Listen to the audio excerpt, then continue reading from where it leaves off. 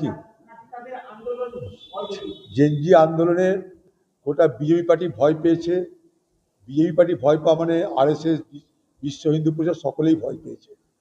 এই জেনজিরা আগামী দিনে স্বাধীন পথ অবলম্বন করে এগোতে চাইছে।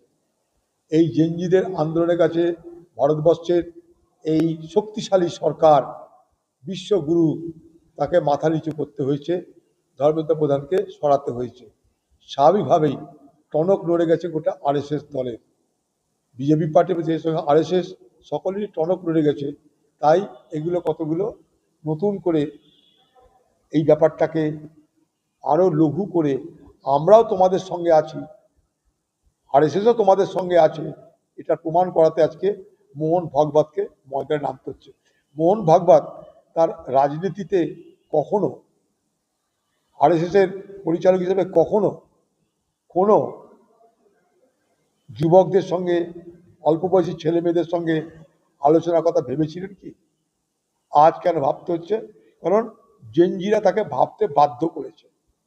আতঙ্কিত বিজেপি দেখছে যে জেনজিদের আন্দোলনের পরেই বাকিপুর হাতছাড়া, মধ্যপ্রদেশের পরাজয়, গুজরাটে ফল বিপক্ষে যাচ্ছে, জিতলেও, তাই আতঙ্কিত হয়ে তারা আজকে থেকে ম্যানেজ করার চেষ্টা করছে।